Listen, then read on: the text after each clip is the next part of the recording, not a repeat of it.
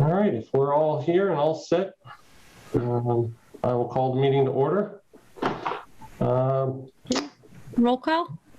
I'll read the opening language and then we'll take a roll call after that. All right, everyone. Pursuant to Governor Baker's March 12th, 2020 order suspending certain provisions of the Open Meeting Law, GL Chapter 30A, subsection 18, and the Governor's March 15th, 2020 order imposing strict limitations on the number of people that may gather in one place, this meeting of the Easthampton Boards of Public Work will be conducted via remote participation. Michelle, could we have a roll call? Yes. Thomas Malsbury? Present. Austin Sanders? Present. David Fagnan? Present. All right. I will make a motion to open this Board of Public Works meeting on March 3rd at 5:02 p.m. via remote participation. Second the motion. Thomas Malsbury? Yes. Austin Sanders? Yes. David Fagnan? Yes. All in favor, motion carries. First item on our agenda is public speak, but it does not appear we have any members of the public joining us virtually this evening.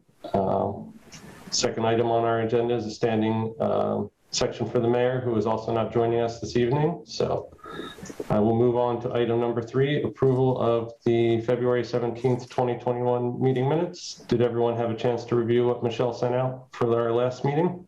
I did. Yes. Yes, I did. Yeah. All right.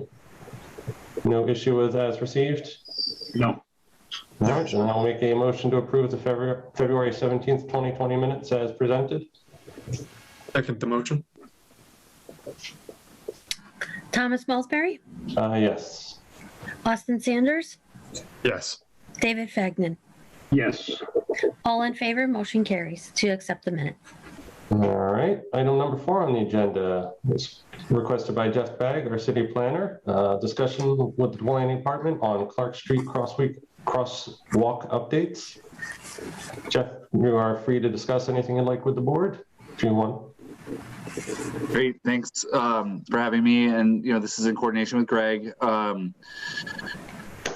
guess to walk through the steps that have happened so far is that we were informed a couple weeks ago that we would have some excess funds through the Community Development Block Grant Program.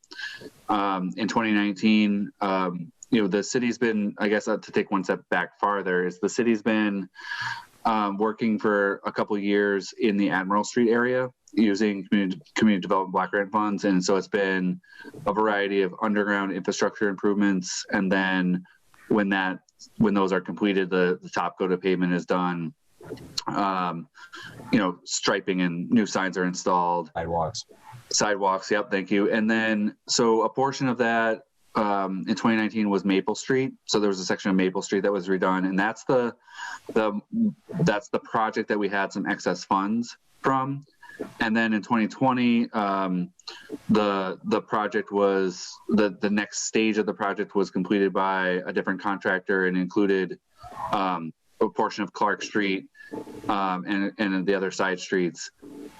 So the idea was that with this excess funds to install hopefully 2 sets of rectangular rapid flashing beacons at the 2 mid-block crosswalks that are on Clark Street.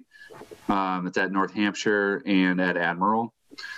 And it was that so we presented to us that we have some excess funds, and it's not a large amount. So I will say it's $37,000.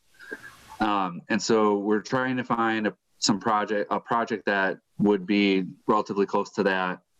And we have a couple choices. We in a couple cases where we've had these excess funds before, we've simply rolled it over to do a project that we call housing rehab. So for about $35,000, somebody in Easthampton could apply and do a renovation project on a house.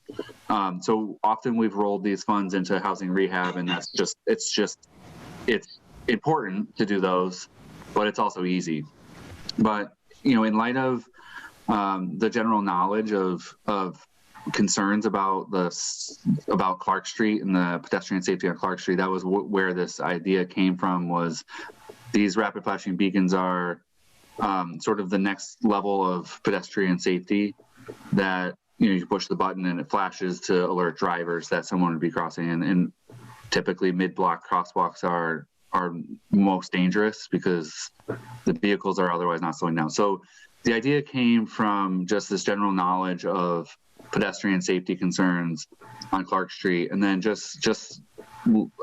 like this week, and then just today, Chair Malsbury forwarded over the original letter from the Public Safety Subcommittee of City Council, which I think I was aware of this. I was CC'd on the letter, but I didn't realize that it had actually kind of requested or called for a study, something comprehensive. So the idea came to fruition without that knowledge that there was like that request for a comprehensive study. But we're at the very early stages of looking at this. And, you know, I think Greg and I have talked, and we just wanted to be more able to bring things to Board of Public Works earlier in a process. So we wanted to just talk with you about the potential merits of this.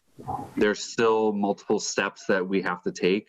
So this is not like a done deal, but this would be an important stage to have the conversation with your group and just find out if you have any issues or concerns or reasons why we maybe wouldn't want to do this as we continue to, you know, like a project like this, they kind of have three things going on at once to see if it will actually work. And so bringing this to the board was one of those steps.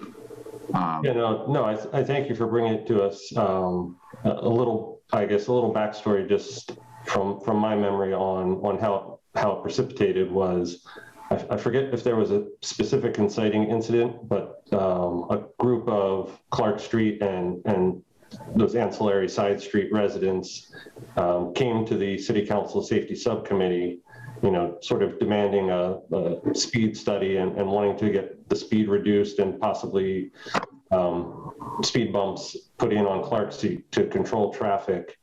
And I believe the first step after they all came to the subcommittee was they requested Joe, the former Joe Pavinski, the former DPW director, and the police chief went to their next meeting to address the residents. That resulted in the August 2019 letter that the subcommittee sent to the Board of Public Works, wanting clarification on what Joe had said in the meeting and what could and couldn't be done. I believe their request in the letter was for stop signs along Clark Street to slow traffic in that flow, which is what I addressed in the response letter, saying that that's not a valid use of stop signs in that flow of traffic. But sort of an interim solution while we looked into it further was to do some striping along Clark Street. I believe it was white striping along the shoulders, you know, right along the curb to reduce the apparent width without impeding the flow of traffic.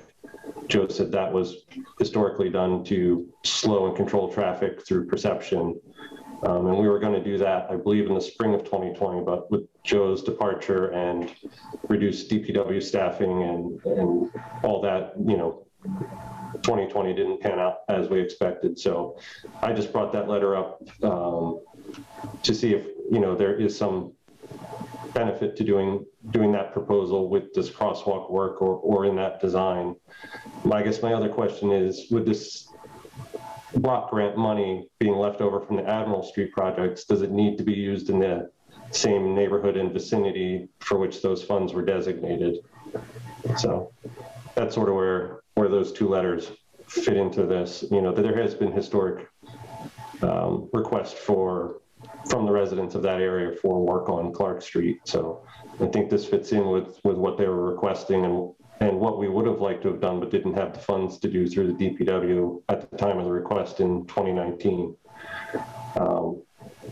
Additionally, I think with what I was saying about the request for a study in that letter, wasn't an overarching request for the city to do a traffic calming study. It was to look into the possibility of setting up some sort of board or program where, you know, residents could request traffic calming in their neighborhood, and then that would sort of weigh out the merits of what was priority, what could seek funding like this community block grant money, if there was other public safety money that could, if we had sort of approved and already done some due diligence as to hotspots, would that put us in a fast track for other funding sources that city council could go after or the planning board could go after? So I just wanted to sort of bring you up to speed on where that was. So.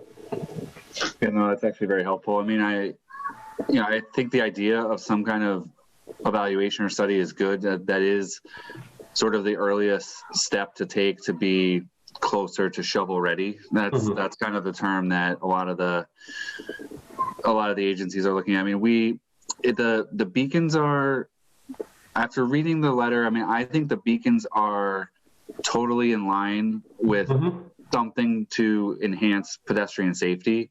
Yes. Does it solve everything? No. We do have limited stretch. I don't think we would be eligible to take the funds and use them somewhere else.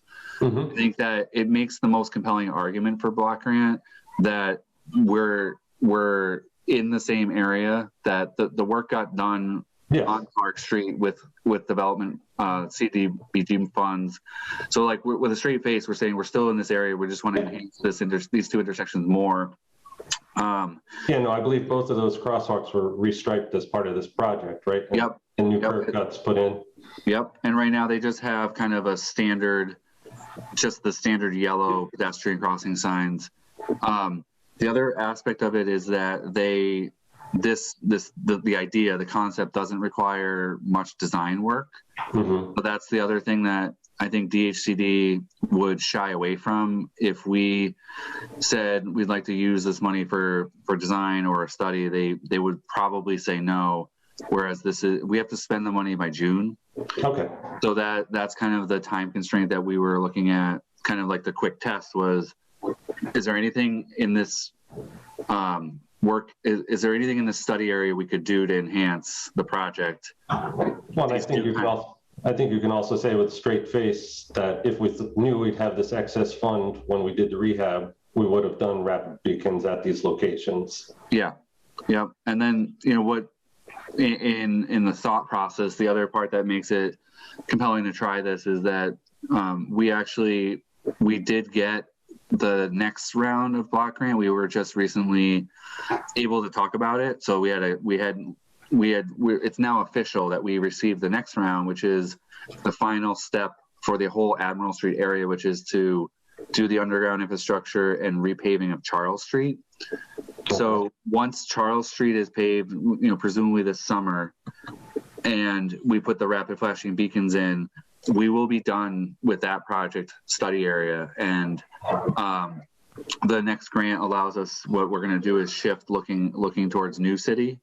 And we're going to do an infrastructure, we're going to do a planning study on New City, which the idea is that with that planning study, we will identify deficiencies in the infrastructure and we can lay out another multiple year program to then apply the block grant funds over there. So that, in talking to Greg was very open to this idea. And I think knowing what you just explained, Tom, I think I guess we would still have to conduct a public hearing. The planning department, in order to reclassify the funds to a new project, we would have to hold a public hearing. So, that would be the point in time where we would hear from residents of that area. And the early preliminary thought is that we would think people would support this as some step to begin to address the pedestrian safety in that neighborhood. So before I want to stop talking and hear any questions, but the idea of speed humps did come up, and I think Greg mentioned it. The two issues that I would, I guess, wonder about with those is that they would take some level of design work, and then you would have construction costs. And so for this relatively small amount of money in this timeline, we wouldn't have either the time or the money to actually do a speed. And then the other part of the speed humps is how would we equitably deal with the two mid-block crossings? No, I understand that those were not a Right. practical solution for, for the timeline we were looking at in 2019 to 2020 or for this. So. Right. Okay. Or that they may not be applicable, the best design and solution for that area at this point. So I wasn't advocating for that. I was just saying that was a request that was made at the initial public safety meeting that they requested Joe's attendance at. Yeah. Looking for either speed humps or stop signs along the flow of traffic of Clark Street, which were not valid. Right. For that design. All right, so I believe, Austin, you were on the board. That was very early days for you when that Yes. first happened. And David, that was before your time. Yes, So that was have any before. questions for either me or Jeff, just for background or anything like that, feel free. Yeah, no, Yeah. it sounds reasonable at this point, without a doubt. Yeah. Jeff's proposal. Yes. And one thing to keep in mind, we are still looking at whether it's entirely feasible physically to install. Yeah, understood. Yeah. Yeah. Yeah. No, but I think, as a board, I don't see any reason, given Austin and Dave's input, that there would be any issue with it for our end. And anecdotally, it seems like I would be surprised if you had any issues at public comment, based on the community statements earlier in the process. Yeah, and forewarned is forearmed, and I think it's. We would expect people to ask, well, why could we do speed humps? And so there is a response to that, and there was already a response about stop signs, but then we have been focused, like we are looking at this, and this is the opportunity. So there's a rational line of thinking here, which is speed humps are not. Maybe that's a future improvement. And that's fine. But not by June with this money. Yeah. Exactly. And then the stop signs, it just was determined to not be viable. So I think it shows that collectively we are still, we're looking at this, and this was the first opportunity that has presented itself to make an improvement over there. Mm-hmm. What Greg mentioned is, there's a right of way, and we met out there this morning, actually, myself, Greg, and Diane, and we need to ground truth it and double check some facts on the ground in terms of where the right of way is to make sure that it's still viable. So that's the risk of bringing it, in the event that we find something that prevents us. But maybe those are not insurmountable issues, and we can keep going. I feel that it's important for everyone to know that we still need to do a public hearing process. So this isn't like we're trying to, we're not trying to just push through. We still have to do that, but we wanted to make sure that you guys were aware and on board, generally speaking. So, No, thank you very much. All right. Greg, I assume you're in support of the idea as well? Yeah, I think it's great. I mean, if we're able to use the money for that, it benefits everyone that lives over there, that walks the neighborhood. It's an excellent thing to do with the funds. So. Okay. Understood. great. Yes, Just hope we can make it work. That's my only thing. right. Yeah, just keep us in the loop, and I'd like to attend the public hearing if possible. So. We were scoping a date, and it looks like it's not official, but it looks like it could be March 24th, Okay. which would be a Wednesday. And I think we were trying to peg it at 4:15. And again, like even that, the public hearing, we have to do that to satisfy DHCD. So we have to hold the public hearing, and then we have to submit to DHCD. They gave a preliminary that makes sense, like it seems viable. Then we have to secure 3 written cost estimates from contractors to do the work. Then we'll know where the numbers are, and then we'll know if we can proceed, with something and have the contractors do the work before June. So the planning department does have some other block grant money it's accrued over time. It's the way I describe it as one-time funds. So they exist. So I just want to say that if the cost estimates are a little bit more than the 37,000, we'll use that to fulfill whatever the cost estimates are. If it becomes unreasonable, then we wouldn't. But we've done a couple of these now with Greg's help and DPW. I mean, we've done them on through the Shared Streets program. Yep. And then we did them on Route 10, and they were done on Cottage Street. So we feel like we know generally that the 37K should just about cover two. If not, it'll be a little bit more, which the planning department would cover the remaining costs. So I just wanted you to know that it's financially it's viable. So that was one of the first things we kind of fleshed out to make sure that it was going to work. Very good info. Thank you. Excellent. Yes. Thanks, Jeff. Great. All right. I guess I'm going to jump off. It was great. I appreciate, being able to talk to you guys, and thanks, Greg, for all your support and working on this too. No, thank you. I'll talk to you soon. Okay. Thank Good you. evening. Thanks. Thanks, Jeff. All right. Moving on to item number 5, Greg requested to put a DPW union contract on the agenda. So I believe you have an update for us regarding that. Yeah, we did manage to reach an agreement with the Unit A, which is basically all the DPW guys, their bargaining unit.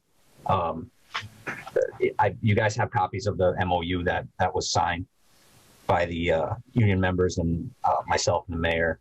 And most of it was, there's kind of some of the first few articles are basically just language changes to update some things that were dated in their contract. The biggest thing, well, not necessarily the biggest thing, but one of the bigger changes for the guys and for the city is that we'll have an employee on call on standby in the water and sewer divisions, which was something I was really trying to get in there because we historically have not, and had to try to just start calling down the list of qualified guys to get somebody to respond to a problem after hours or in the middle of the night. So it's a really good thing to have a way to have one of the guys in each of those divisions on standby, just providing 24/7 utility service into residences. It's important to have somebody available to respond all the time. So,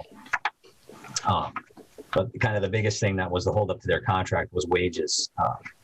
Back in 2017-18, the mayor commissioned the Collins Center at UMass to do a study of wage and classification study for most of the city employees. It was all the pay plan employees at City Hall, DPW union, and the supervisors.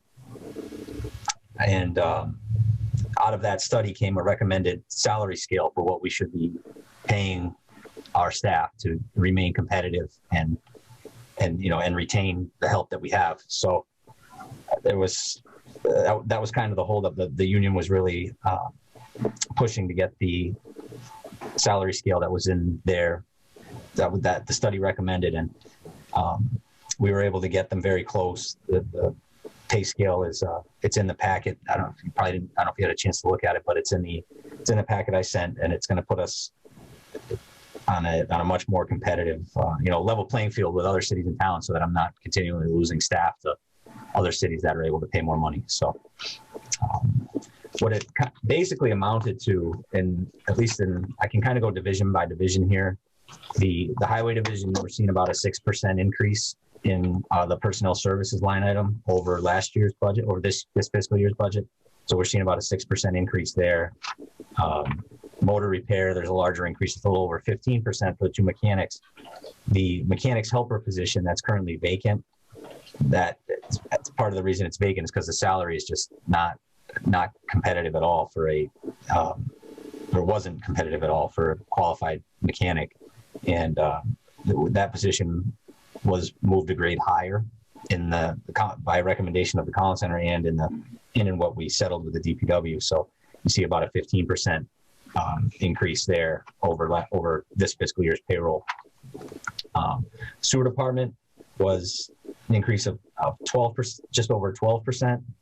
And one of the groups in the budget that moved them, not in the budget, I'm sorry, in the study and in the MOU with the union that moved the most was the special heavy motor equipment operators. They're required to have a Class A CDL, and historically we've been paying a starting rate of about $20 an hour for a Class A CDL driver with a hoisting license, and that just wasn't it wasn't really attracting anyone with a Class A, and we were having trouble keeping people. So their new rate will start at just over $23 an hour, $23.39 an hour.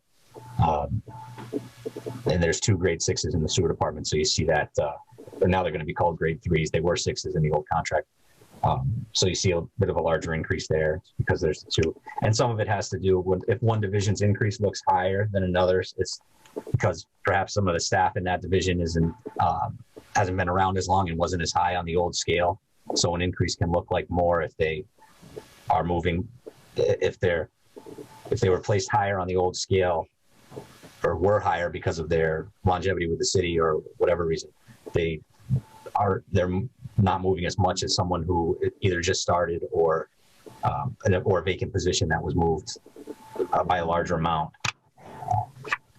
The wastewater treatment plant, we're seeing we have a lot of longer tenured employees there. So we're seeing it's just under 6% of an increase on their personnel services. And the water department's right around 10%.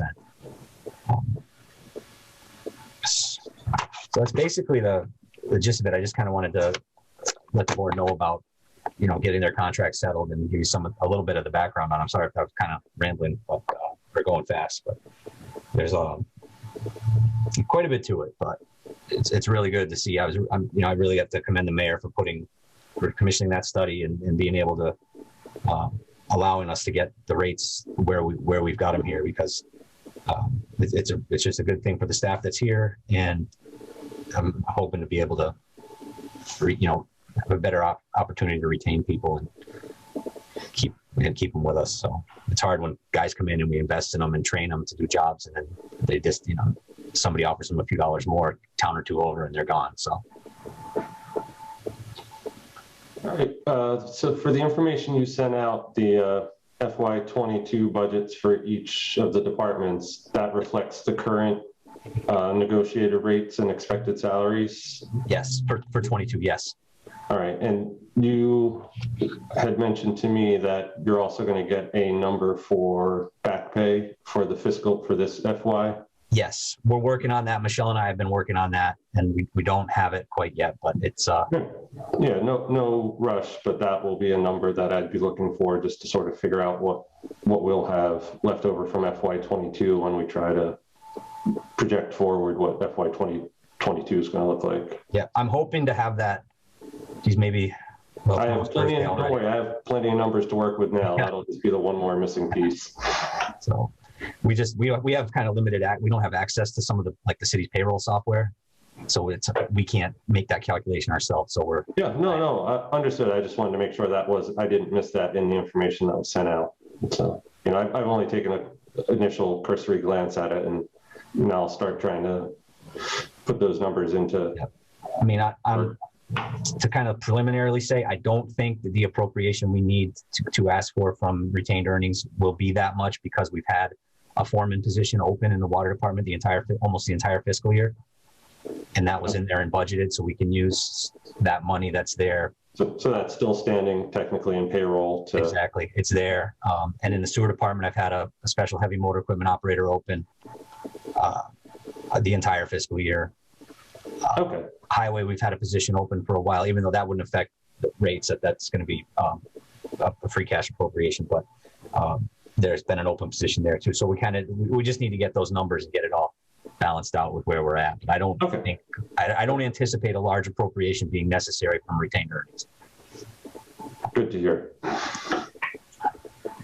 All right. Do either Austin or David, do you have any questions for?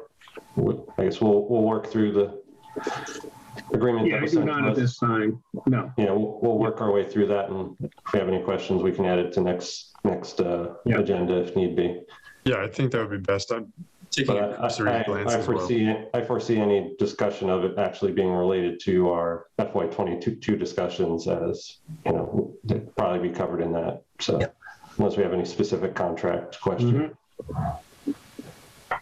All right, so moving on to item number 6, which I guess I basically touched upon in our last discussion. I haven't really worked through any of these numbers that Greg provided. I think they're all going to be useful in projecting, where we're at. end FY21 and projecting into FY22. So unless you guys have any specific questions about budgeting or rates that you want to present to me or discuss at this point, I'll just move to continue it onto our next agenda. You know, I'm good at this point, Tom. Okay. Yeah, moving on to the next agenda point, we can get questions to you once we've reviewed further. Yeah, that's fine by me. Yeah. Like I said, I just wanted this to be an ongoing, you know, I don't mean to harp on it every meeting, but I'd like to just sort of keep it on the burner just so as things come up like this, we can freely talk about them and not rush it at the end. So thank you for your patience on it. Yep. All right. So Greg, moving on to item number 7, do you have anything else off agenda you'd like to share with the board? I mean, the story of this week has been the windstorm from the other night. It wasn't as bad as I had thought it was going to be, but no, I expected to wake up to a lot more when I was driving out. So yeah, just based on the sound, right? But you know, we didn't have too much. We had a large section of a tree come down up on Friel Drive that we had to get out of the road, and one on Lawson. And the guys did an excellent job cleaning up there. The resident on Lawson even called and thanked our highway foreman. They called here to thank me about how well of a job they did. And that was Philip Lamb, our highway foreman, and Alex Halford, one of the motor equipment operators in highway. They really kind of went above and beyond and got that cleaned up well over on Lawson Drive. So it was a big mess. We had that one, and you know, like I said, I thought it'd be well out worse than it was, but we're still kind of dealing with some of the smaller stuff, but for the most part, everything's open and passable. I have crew out on West Street right now, taking down a section of tree that's been hanging, but we thought Eversource was going to take care of, but they hadn't as of yet. We wanted it out of there. It's kind of a safety hazard, so they're out there right now. We're doing what we can to get the roads patched and do the with cold patch and temporary patches as far as potholes and stuff go. But our crews are still staggered out with the COVID, with the pandemic. So I'm looking to have everyone back here by April. All the crews back to full staff by April 5th. That's the date we're shooting for. We have a meeting with the mayor and all the city department heads on March 15th about kind of the city's next steps. But what myself and the supervisors are really working towards doing is having everybody back here with full crews by April 5th. So once we're into April, we'll be, really, charging forward with getting roads patched and back to work. I know there's a list of things the water and sewer division needs to get onto, and same with the wastewater plant. There's just projects with such limited staff, just kind of limping things along. Is really a lot of people are looking forward to all of us getting back. So that's that. This is another thing I'm working with the planning department on.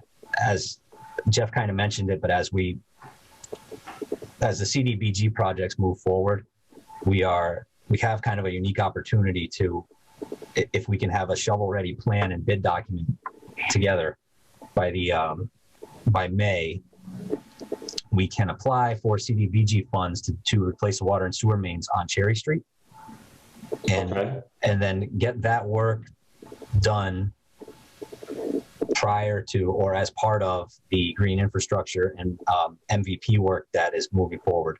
So right now we have the Municipal Vulnerability Planning Grant that's leading to the design of the green infrastructure improvements on Cherry Street. And before we can if that all comes together, before we can do those improvements on the surface, we need to deal with the underground utilities on Cherry Street.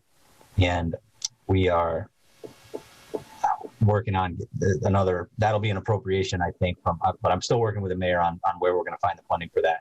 But we're looking at about $60,000 to have a set of shovel-ready plans and bid documents assembled for the water and sewer replacement there. And we're hoping to bid it out as one project have one contractor come in, do the water and sewer work, install temporary patches, and then allow the green infrastructure improvements and resurfacing of the road to happen, and trying to make the timing work so that both projects we really, if we can get the plans out, get the plans put together, funded and put together, the city stands to really benefit by using grant money to have all that work done. So that's one thing that's kind of, moving through.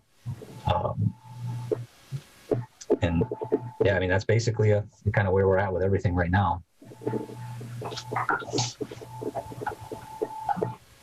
All right. That is also very good news, Greg. Thank you. Anybody else from the board have any questions for Greg on any issues since last meeting, or? Not me. All right. No, nothing additional. I'm interested in hearing more about that Cherry Street work when there's more information to be shared. Yeah, well, I guess, Greg, what's the timeline for that grant structure? Like you said, if we could have something in by May, but what cycle of funding is that? 22, 23? Yeah, 20. I think we're going to be spring of 22. Oh, okay. That would ideally, but we need to replace the water and sewer main. I mean, not so much. We need to replace the sewer main there. Like, I can't say it enough. Mm-hmm. So, and if we're going to do that, we're going to be all over the water. It's ancient cast iron. We need to do. We really should do that too. And the long and short of it is, like, we have to replace the water and sewer main there. So getting the plans assembled is something we're going to need to pay for, whether we have grant money or not. Right. That's a project that's on the horizon regardless. Yes. So. Yes. Even if the MVP and green infrastructure work wasn't moving forward there, I would still be saying over and over again, we need the money to replace the sewer on Cherry Street. So,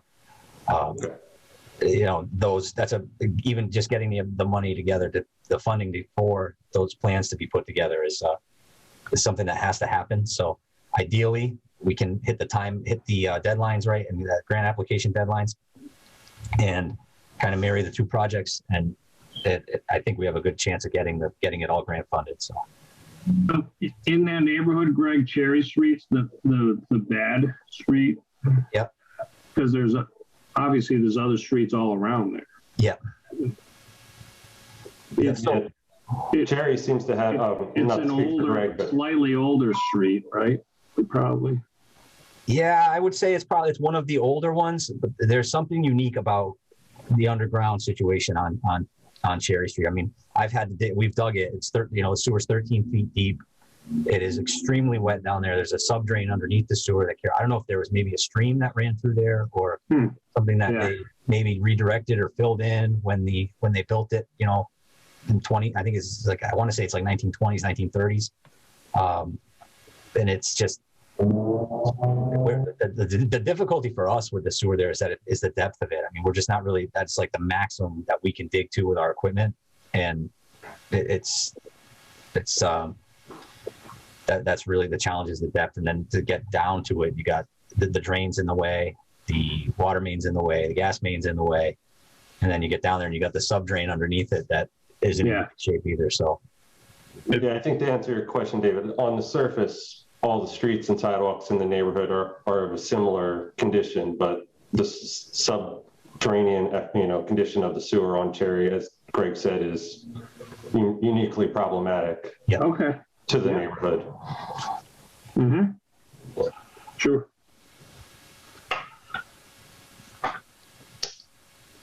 Thank you.